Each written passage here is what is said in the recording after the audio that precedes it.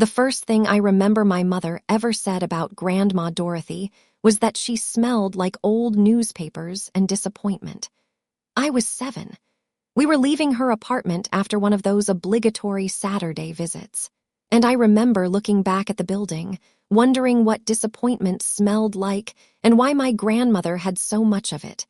My mother caught me looking. "Don't feel too sorry for her," she said, pulling me toward the car. "She made her own bed." I never found out what bed Grandma Dorothy had made. My mother wasn't the explaining type. She was the type who expected you to absorb knowledge through proximity, like how I was supposed to know that we didn't talk about Uncle Gerald's first marriage, or that my father's promotion being passed over was actually a blessing in disguise, or that my brother Dennis was destined for great things while I was destined for. Well, she never quite finished that sentence. Dennis got the bedroom with the window seat. I got the one next to the water heater that clanked every 45 minutes. Dennis got piano lessons. I got told I didn't have the fingers for it. When Dennis got into state on a partial scholarship, my parents threw him a party. When I got a full ride to community college for nursing, my mother said, "Well, that's practical." Like practical was a disease she hoped I'd recover from. I didn't finish nursing school. I know that's the part that sounds bad when I tell people. They hear dropped out and they fill in the rest. Lazy, uncommitted, couldn't hack it.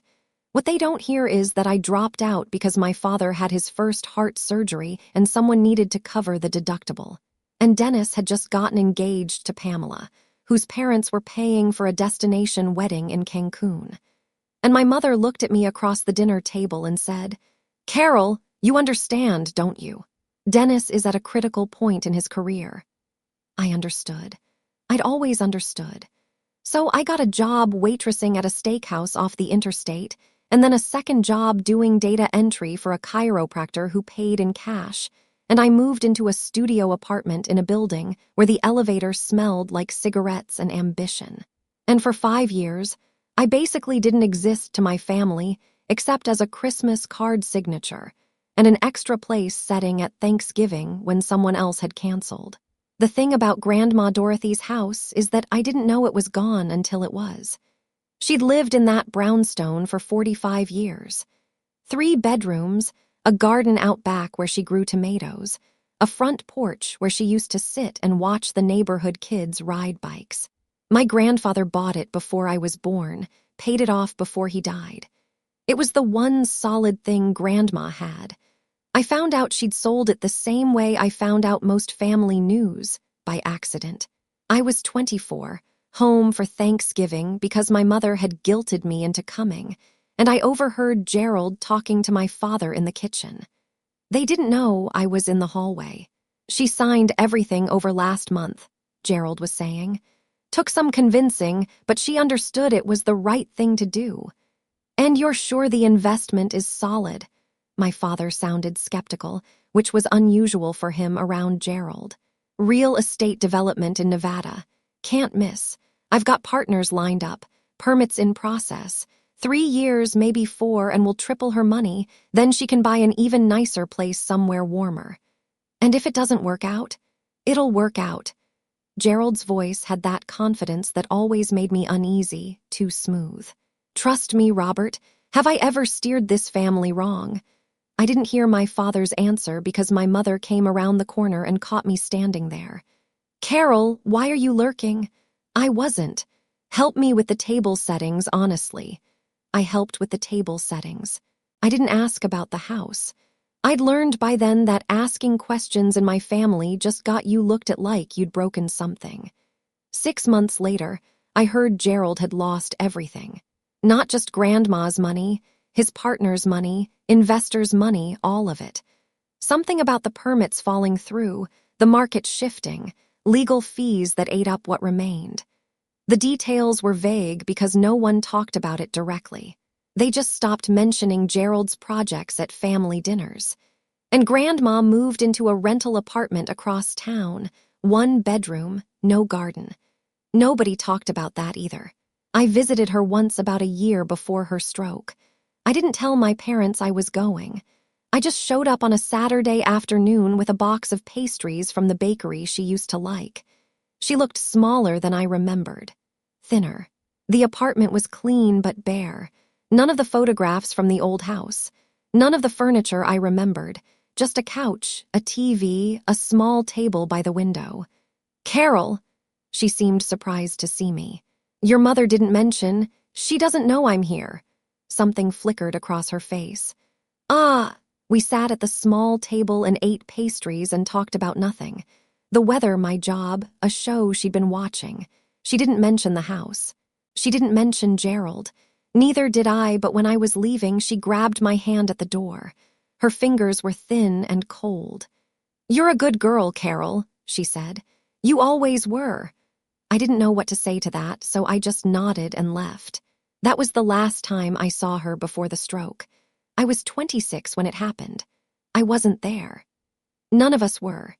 She was found by the woman who delivered her Meals on Wheels, Mrs. Callahan, who I only know about because she was the one who called the hospital, who was listed as the emergency contact because apparently my grandmother had stopped listing family members years ago.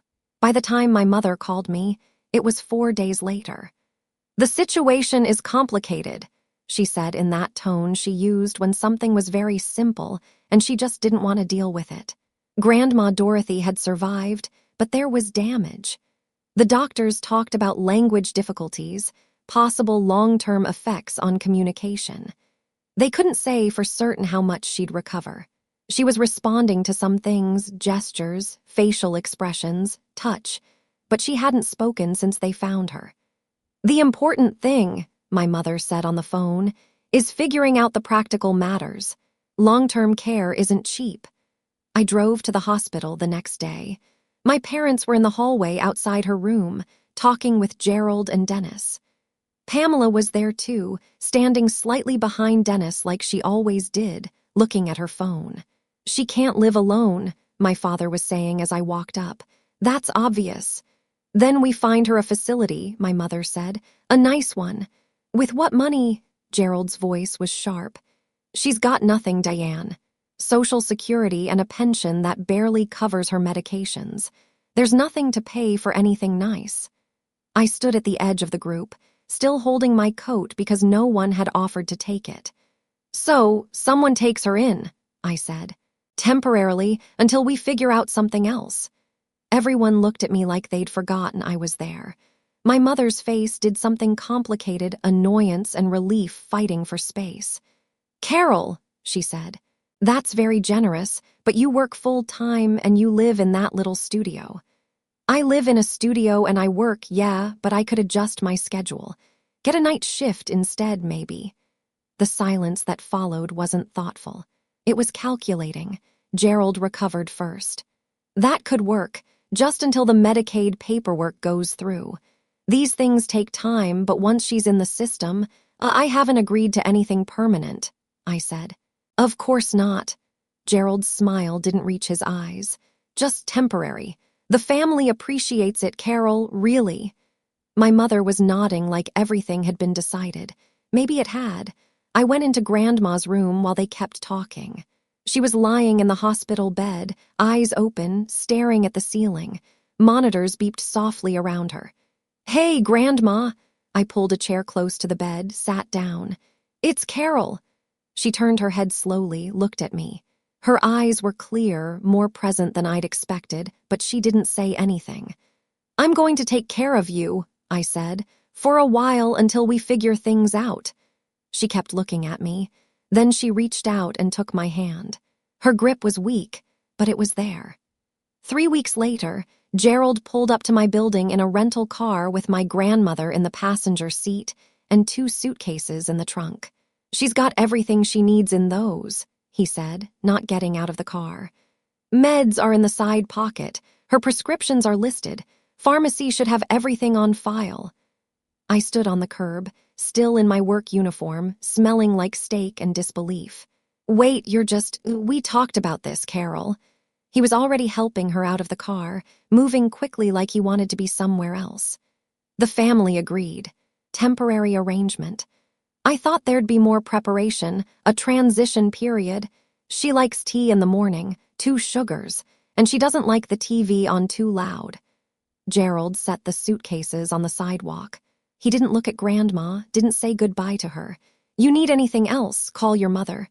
Gerald, I've got a flight. He was already walking back to the driver's side. You're doing a good thing here, Carol. The family appreciates it. And then he drove away, and I was standing on the sidewalk with a 74-year-old woman who hadn't spoken a word since her stroke, 2 suitcases, and no idea what to do next. Grandma Dorothy looked at me, then she looked at the building. Then she looked back at me and something happened with her face that might have been a smile. I picked up the suitcases. Let me show you the elevator. It smells terrible, but it works. The first month was survival. I don't know how else to describe it.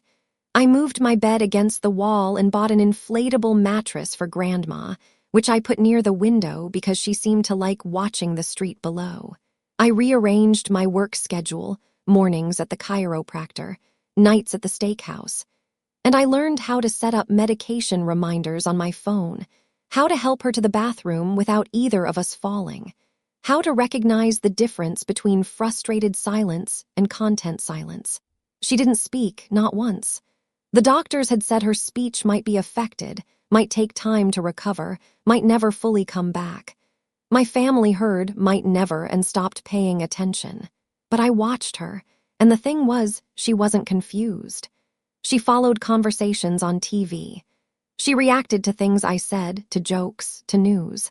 When I told her the steakhouse manager was being a jerk, she rolled her eyes in a way that was so perfectly dismissive I almost laughed. She just didn't talk. We developed our own language instead. She'd tap her fingers on surfaces when she wanted my attention. 3 taps meant bathroom. 2 meant water. 1 long press meant she was tired. It wasn't complicated, but it was hours. My mother called twice that first month, both times to ask about logistical things. Did I need copies of medical records? Had I contacted social services about the Medicaid application? Never to ask how we were, never to offer help. She's settling in, I said the second time. We're figuring it out. Good. My mother's voice was distracted. Gerald's been asking about some paperwork. Something from years ago, your grandfather's estate. He thinks Mother might have documents we need. What kind of documents? I don't know the details, just, if you find anything in her things, let us know. I didn't find anything. I wasn't looking. The money started in the 4th month. I was checking my bank account on my phone during a slow Tuesday at the chiropractor when I saw it. A $950 deposit I didn't recognize. The description just said transfer and a string of numbers. I called my bank. After 20 minutes on hold, I got a customer service representative who told me the transfer had come from an account with a different bank and that I'd need to contact them for details. I spent an hour that night trying to trace the routing number and got nowhere. Eventually, I gave up and figured it was a mistake. Some accountant somewhere had fat-fingered a number, and eventually they'd notice, and the money would vanish back to wherever it came from. It didn't vanish. The next month, $950 more. Same description, same untraceable routing number. And the month after that, I told myself to stop spending it. I put it in a separate savings account just in case someone came looking. But when Grandma's medication costs went up and the steakhouse cut my hours because the new manager didn't like me, I dipped into it, just a little, just to cover the gap. The money kept coming. I kept using it. I was 7 months in when I started dating Raymond. We met standing in line at the pharmacy waiting for prescriptions. He was there for his mother's cholesterol medication. I was there for the 3rd time that week because the insurance kept rejecting something. They always do this, I said to no one in particular, staring at the ceiling. The rejection thing. My mom's been fighting them for 3 months on her blood thinners. He had a voice like gravel smoothed by water. I've been fighting them for 6 months on blood pressure pills. They keep saying the dosage isn't standard protocol. What does that even mean? It means someone in an office building somewhere decided my grandmother doesn't deserve the medication that actually works for her. He was quiet for a second, and I thought I'd made things awkward, but then he said, "That's messed up." "Yeah, I'm Raymond. Carol, you want to get coffee after this. You look like you could use some coffee." I almost said no. I was tired and I had to get home to Grandma, and I didn't have time for whatever this was, but something in his face, not pity exactly, but recognition, made me say yes. We got coffee, then we got dinner a week later. Then he started showing up at the steakhouse near the end of my shifts, nursing a beer at the bar until I clocked out. He never pushed for anything. He never asked why I couldn't stay out late, why I always had to get home. When I finally explained about Grandma, about the whole situation, he just nodded. "She sounds tough," he said. "Surviving a stroke like that. She is. You too." I didn't know what to say to that, so I kissed him instead. Raymond started coming over. He learned the tap codes. He started bringing groceries without being asked, just showing up with milk and bread and the specific brand of tea Grandma liked, even though I'd never told him the brand. He must have checked the cabinet. One night, about 9 months in, I was watching him wash dishes in my tiny kitchen while Grandma dozed on the mattress by the window. He'd cooked dinner pasta with vegetables, nothing fancy, but better than anything I had energy to make. "You're good with her," I said. He shrugged, hands still in the soapy water. "She's good with me. Yesterday she patted my face when I came in 3 times. I think that means she approves. It means she wants water." He turned, eyes wide with mock horror, and I laughed for the first time in longer than I could remember. That night after he left, Grandma caught my eye. She lifted her hand and pressed it to her chest, not a tap code we'd established. Something else, something older. She looked peaceful when she closed her eyes. The money question started gnawing at me around month 11. $950 a month. Steady, never late, never less. No explanation, no trace. I'd eliminated the obvious possibilities. It wasn't the bank correcting some old error. I'd verified that multiple times. It wasn't a government payment. I'd gotten a social worker to check every program Grandma could possibly qualify for, and none of them matched. The only answer that made sense was Raymond. He was the kind of guy who would do something like that without telling anyone. Proud, quiet about money. And he'd been working extra shifts at the garage. I'd noticed, coming home later, grease-stained and tired, brushing off my questions. "Just busy season," he'd say. "Lot of people getting their cars fixed before winter." But winter had passed. He was still working overtime. One Saturday, I couldn't take it anymore. "Raymond." We were in my apartment. Grandma was napping. He was on the couch reading something on his phone. "Yeah, I need to ask you something and I need you to be honest." The smile faded. He put the phone down. "Okay." The money. The $950 that shows up every month. I watched his face carefully. "Is that you?" His expression went through confusion, then alarm, then hurt. "What?" "I know you've been working extra, and you're the only person who knows how tight things have been, so I need to know. Are you selling stuff, taking on debt? Carol." He held up both hands. "Stop, I'm not sending you money." "Raymond, I swear I would tell you." He leaned forward. "You're getting mystery deposits. $950 every month since the 4th month she's been here. And you don't know where it's coming from? I've tried everything. The bank can't tell me. The routing number leads nowhere." "Then who?" He looked toward the window where Grandma was sleeping. "Whoever it is, they want to help and they don't want credit for it. That doesn't narrow it down." "Sure it does." He turned back to me. "How many people in your life actually help without wanting something back?" My family resurfaced around month 12. It started with a text from my mother. "Call me when you have a moment. Family matter." I didn't call. I'd learned that family matter usually meant we need something from you. So I waited. 3 days later, my phone rang while I was in the middle of helping Grandma with her physical therapy exercises. "Carol, I've been trying to reach you." "I've been busy, Mom. I work 2 jobs and I'm caring for an elderly woman around the clock." "Yes, well," a pause. "That's actually what I wanted to talk about. The family's been discussing options, long-term options for Mother. What kind of options? Gerald has been looking into facilities. Nice ones, private pay. There's one in Henderson that has an excellent reputation. Henderson. It's only a short drive from Gerald. He could visit regularly. Gerald hasn't visited once in 12 months. Carol, that's not, my mother's voice was sharp. There's a financial matter. Gerald needs to discuss something with Mother directly, but given her condition, communication is difficult. Discuss what? I don't have all the details. It's something about an old account. Your grandfather set something up years ago, and there's paperwork that requires her authorization. I looked at Grandma. She was sitting in the chair by the window doing her hand exercises. Her eyes were closed, but I could tell she was listening. If Gerald needs something, he can come here and ask her himself. That's not, my mother's voice was sharp. Fine, I'll tell him. I hung up before she could say anything else. Gerald showed up 2 weeks later. No warning, no call, just a knock on my door at 6:30 in the evening, right when I was about to leave for my shift. I opened it expecting Raymond and found my uncle filling the doorway.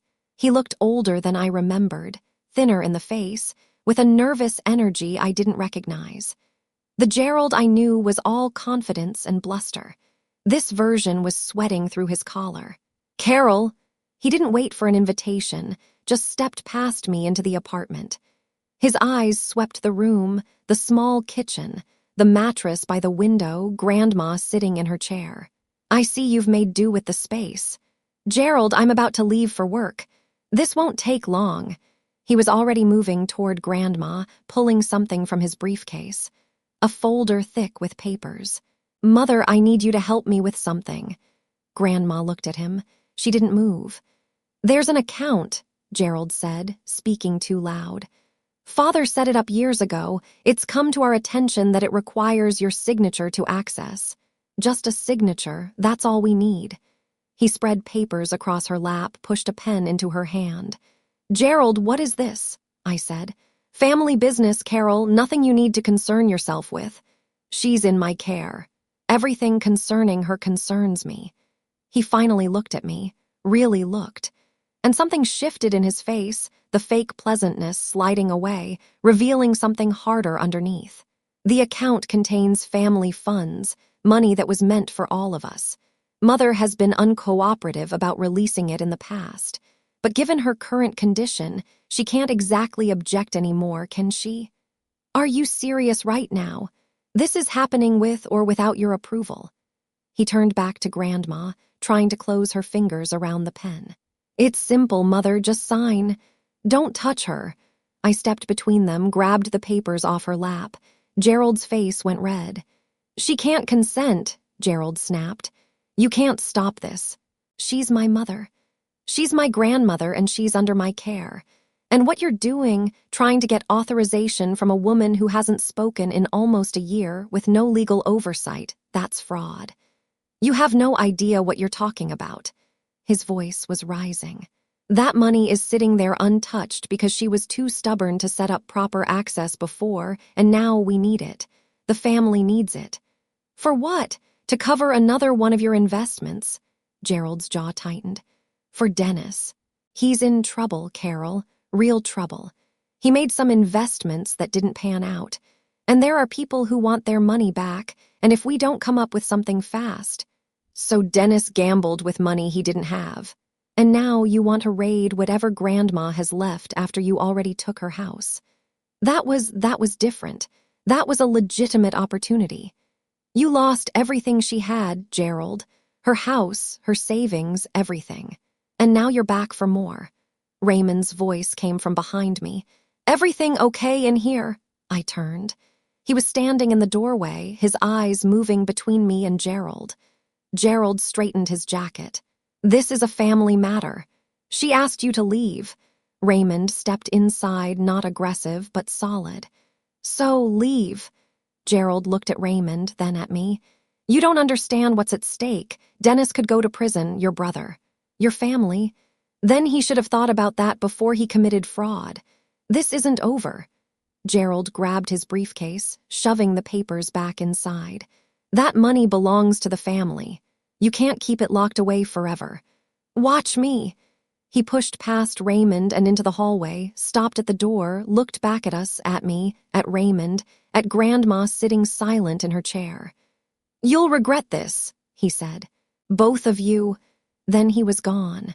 Raymond closed the door, locked it. You okay? I was shaking. I didn't realize until I tried to pick up my bag for work and couldn't get my fingers to close around the strap. Yeah, I said. I'm fine. I wasn't fine, but I had a shift to get to. Dennis came to the restaurant 3 days after that. I didn't see him at first. I was carrying a tray of drinks to a table near the back, focused on not spilling anything when I heard my name. Carol! He was sitting alone in a booth by the window. Nice shirt, no tie. He looked tired, actually tired, not the kind of tired people fake to get sympathy. There were circles under his eyes, and he'd lost weight since the last time I'd seen him. Dennis! I kept my voice neutral. I'm working. I know, I won't keep you. He gestured at the seat across from him. Just give me 5 minutes. Please. The restaurant was busy. My manager was watching from the bar. I couldn't make a scene without consequences. I slid into the booth. 5 minutes! Dennis didn't speak right away. He was looking at me like he was trying to figure something out, how to start, maybe, or what approach would work best. You look tired, he said finally. I work 2 jobs and take care of an elderly woman. What's your excuse? He almost smiled. Almost. Fair enough. Is this about Gerald? Because if you're here to pressure me, I'm not. He held up his hands. I swear, I actually came to apologize. I waited. What Gerald did showing up like that, trying to get Grandma to sign things, that was wrong. I told him that. I told him before he went that it was a bad idea, that he was going to make things worse. Dennis shook his head. He doesn't listen, he never has. And you're here to tell me you're different. I'm here to tell you I'm sorry for all of it. He leaned forward, elbows on the table. You got stuck with Grandma because nobody else stepped up. That wasn't fair. I should have helped. I should have visited. I should have done a lot of things. Okay. I mean it, Carol. I said okay. He sat back. Something flickered across his face, frustration, maybe, at not getting the reaction he wanted, but he smoothed it over quickly. Look, he said, I'm not going to pretend things are good with me right now. They're not. I made some bad decisions, trusted the wrong people, and now I'm in a situation where he stopped, took a breath. It doesn't matter. That's not your problem. No, it's not. I just wanted you to know that I'm not here to take anything from you or from Grandma. He met my eyes. I'm just trying to fix things, make things right. If there's a way to do that, a way that works for everyone, I want to find it. I watched him. He was good at this. The earnest eye contact, the careful pauses, the way he made everything sound reasonable. He'd always been good at it. It was part of why our parents loved him so much. Dennis never demanded things. He just made you feel like giving them to him was your idea. What do you want, Dennis? I want to help. Help with what? With Grandma. With everything. He spread his hands. You're exhausted. You're working yourself to death. And I know I haven't been there, but I'm trying to change that if you'd let me. How exactly would you help? I've been looking into care options. Real ones, not whatever Gerald was pushing. There are programs, grants, things that could take some of the pressure off you. He paused. And if there is money somewhere from Grandpa's estate, wherever it came from, it should go to Grandma's care. Not to bail out Gerald's mistakes or mine. To her. It sounded good. It sounded almost reasonable. You don't know anything about grants or programs, I said. I've been researching. Since when? Since I realized how badly I'd let things slide. He looked down at the table. I'm not proud of who I've been, Carol. I'm trying to be better. My manager was looking at me again. 2 of my tables were waiting for refills. I have to get back to work. Sure, of course. Dennis reached into his pocket, pulled out a business card, slid it across the table. That's my cell. If you want to talk, no pressure. I didn't pick up the card. Dennis. Yeah. If there was money, if Grandpa left something and Grandma had access to it, what would you want her to do with it? He didn't answer right away. And in that pause, something shifted in his face, just for a second.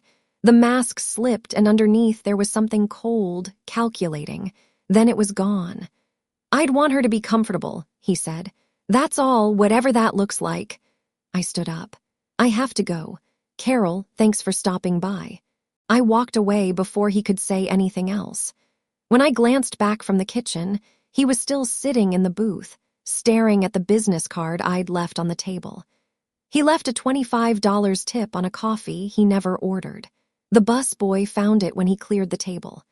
That night, after my shift, I sat in my car in the parking lot for 25 minutes before driving home. Dennis's visit kept replaying in my head. The apology, the concern, the careful way he'd said everything, like he was reading from a script he'd rehearsed. And that moment when his face had changed, when I'd asked about the money.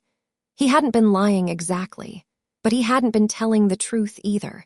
He'd been performing something, a version of Dennis that was humble and apologetic and only wanted to help. I thought about calling Raymond, but I didn't know how to explain what I'd seen. It wasn't anything he'd said. It was the thing underneath it. The way he'd looked at me when he thought I might have something he wanted, like I was a problem to be solved. The legal letters started arriving the next week. My mother sent them. Or rather, a lawyer my mother hired sent them, requesting documentation about Grandma's care, questioning my fitness as a caregiver, suggesting that a more appropriate living situation might be necessary for someone of her complex medical needs. I showed the letters to Raymond, who showed them to his cousin Sandra, who worked as a paralegal. "They're fishing," Sandra said, flipping through the pages. "This isn't a real case. There's no accusation of abuse, no evidence of neglect. They're trying to scare you into compliance. So I can ignore it. You can respond professionally, document everything. Her medication schedule, her doctor's visits, her physical therapy. Show that you're competent." Sandra handed the papers back. "But be careful. They're clearly building toward something." "What?" "Control. If they can establish that she needs a different kind of guardian, someone who'd be more cooperative, they can petition the court." I thought about Gerald's sweating face, Dennis's careful performance at the restaurant, the way they'd both talked about the money like it was already theirs, like Grandma was just an obstacle to get around. They can't just take her. No, but they can make your life very difficult while they try. I spent the next month preparing. Every doctor's visit was documented, every medication refill photographed.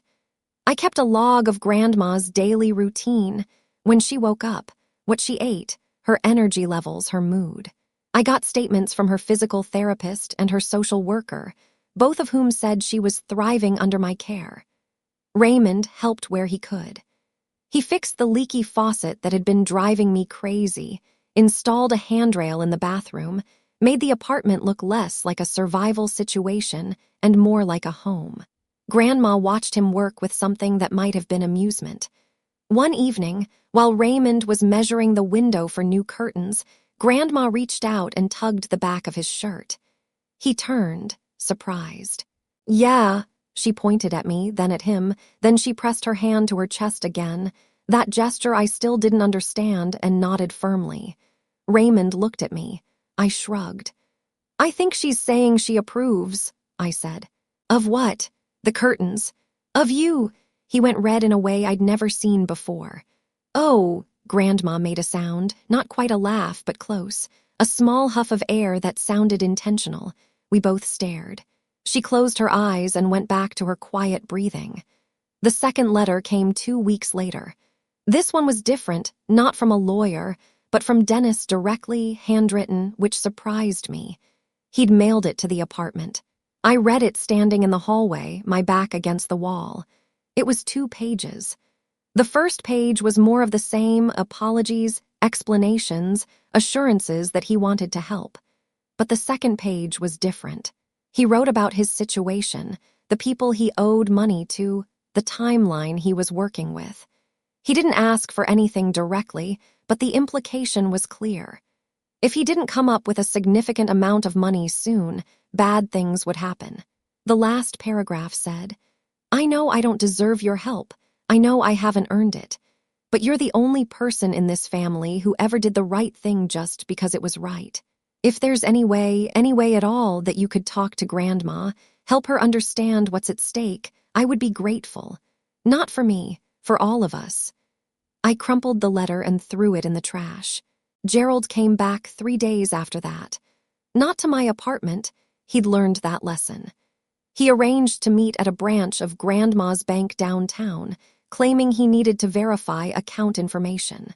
My mother had passed along the request like she was just the messenger. "He says there's paperwork the bank needs to process. Something about updating the account after her condition." I didn't believe it, but I also couldn't ignore it. If there was legitimate bank business, ignoring it could cause problems. So I took Grandma. And Raymond came along because I wasn't going anywhere near Gerald alone. The bank was one of those old downtown buildings with marble floors and too much brass. Gerald was waiting in a small conference room with a bank manager and another man in a suit who didn't introduce himself. "Carol." "Mother," Gerald stood, all fake warmth. "Thank you for coming. What's this about Gerald?" The bank manager, a woman named Margaret, according to her nameplate, cleared her throat. "We need to verify account holder identity for a transfer request. Standard procedure when there's been a change in circumstances." "What transfer request?" Gerald jumped in. "I filed paperwork to become a signatory on the account.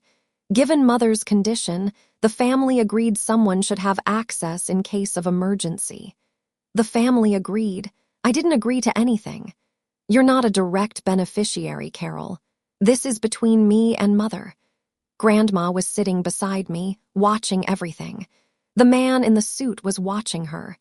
"Mrs. Whitfield," he said, not Gerald's lawyer then, but someone from the bank. "We need to confirm that you understand the request being made. If you're unable to communicate consent, we cannot process." "She can't consent," I said. "She hasn't spoken since. I understand what he's asking." Everyone went still. Grandma's voice was rusty, unused, but clear. "I understand exactly what my son is asking." She turned to look at Gerald, and there was nothing vague in her expression now. "The answer is no." Gerald's face went white. You can't." "I can talk, Gerald. I've been able to talk for months." She turned to the bank manager. "I'm competent. I've been evaluated by my own physicians. My attorney has documentation. And I'm telling you directly, my son is not authorized on any of my accounts. He never has been. He never will be."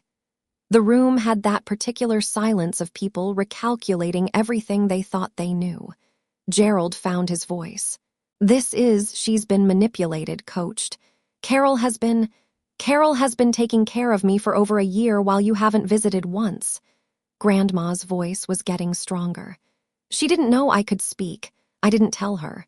I wanted to see who she really was when there was nothing to gain from being kind." She looked at me. "She was kind anyway." The bank manager was looking between us.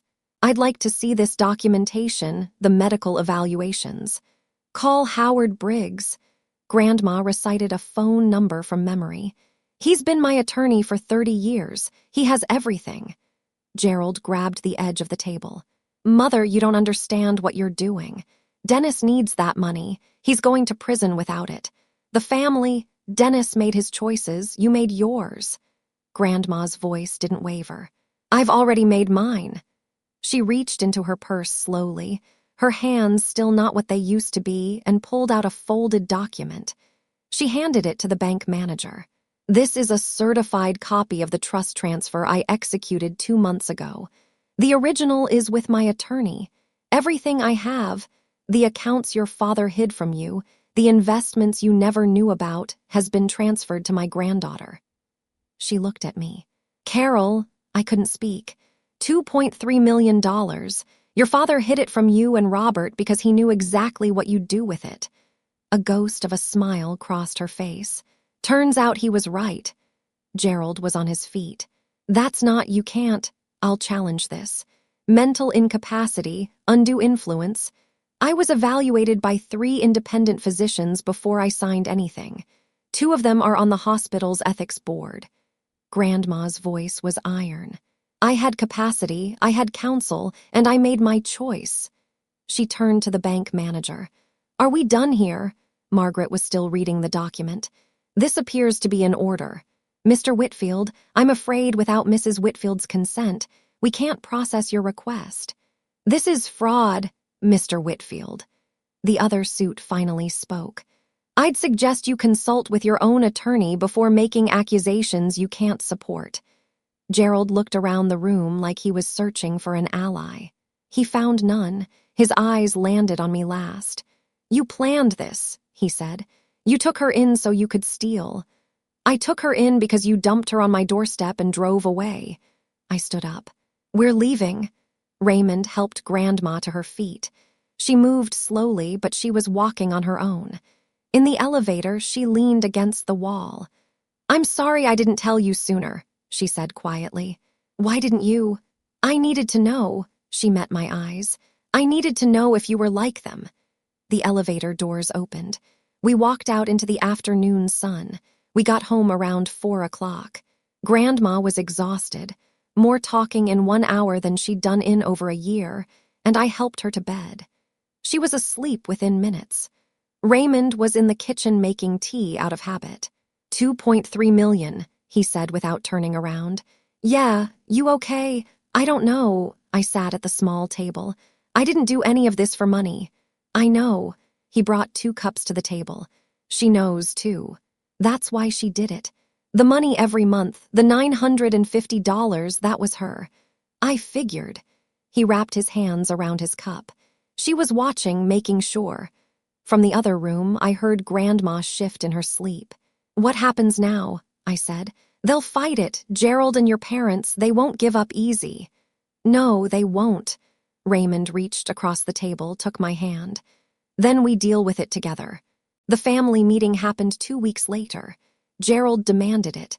My mother arranged it. We met at a restaurant downtown. Gerald, my mother, my father, Dennis. No Pamela.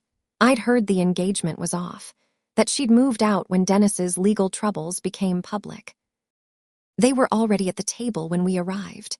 Grandma walked in on her own. Mother, Gerald's voice was strained. You look well. I am well. Grandma's voice was steady. No thanks to you. My mother leaned forward. We just want to understand what happened. This transfer, it came as a shock to everyone. You didn't ask. Grandma folded her hands on the table. You were too busy fighting over the scraps to wonder if there was anything else. That's not fair. Isn't it? Grandma looked at Gerald. You told me the investment was safe, guaranteed returns. I sold my house because you said it was the smart thing to do, and then you lost everything. Gerald's face was red. The market. You gambled it. I found out later from people who actually tell me the truth. The table went silent. And you, Grandma turned to my mother.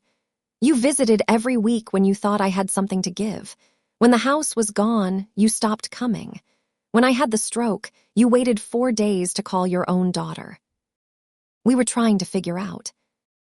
You were figuring out how to avoid responsibility. Grandma's voice was flat. All of you. Dennis hadn't said a word. He was staring at his hands. Dennis, Grandma said. He looked up. His face was gray. You came to her restaurant. You wrote her a letter. You tried to be the good one, the reasonable one. Grandma tilted her head. Did you think I wouldn't find out? I was trying to help. You were trying to use her, the same way you've used everyone. Grandma's voice was quiet now. You're just better at hiding it than Gerald. Dennis's jaw tightened. For a second, something ugly flickered across his face. Then it was gone. The money is hers, Grandma said. The transfer is final. You can waste your time fighting it, or you can accept it and move on. Gerald started to speak, but Grandma held up her hand. I'm done. I've been done for years. I just didn't have anywhere else to go. She looked at me. Now I do. I helped her stand. Raymond was already there with her coat. My mother's voice followed us toward the door. Carol, wait. I turned. She looked older than I remembered, tired. I know we haven't. Things got complicated. Family is complicated. Family isn't complicated, Mom. You just made choices. I looked at her for a long moment. And so did I. We walked out. Dennis's trial started 5 months later. The charges were securities fraud, multiple counts. He'd been running a Ponzi scheme with his investment firm, using new investors' money to pay old investors, skimming off the top for himself. When it collapsed, dozens of people lost their savings. I testified once about Gerald's visit, about the pressure to get Grandma to sign papers. The prosecutor was interested in establishing a pattern, a family that viewed other people's money as theirs to take. Dennis's lawyer tried to paint me as biased, as someone who'd manipulated a vulnerable old woman for personal gain. The 3 independent medical evaluations made that difficult. Gerald was named as a co-conspirator. He took a deal, testified against Dennis in exchange for reduced charges. Dennis got 5 years, federal prison. I didn't visit. Neither did my parents. 8 months after the trial, I signed the lease on a 2-bedroom apartment across town. Real bedrooms, not a mattress on the floor. A kitchen with actual counter space. A window seat where Grandma could watch the street below. Raymond helped us move. He'd been doing that a lot, helping, showing up without being asked. This one goes in the bedroom. He was holding a box labeled photos. Her bedroom, the one with the window seat. He carried it down the hall. I heard him talking to Grandma, heard her laugh. I stood in the living room, looking at the boxes stacked everywhere. The afternoon light coming through windows that didn't smell like cigarettes. The money was still there, most of it. I'd paid off my debts, put some aside for Grandma's care, but $2.3 million was more than I knew what to do with. You'll figure it out, Grandma had said when I told her that. You always do. Raymond came back down the hall. She wants tea, 2 sugars. I know. He grinned, just checking. I went into the kitchen and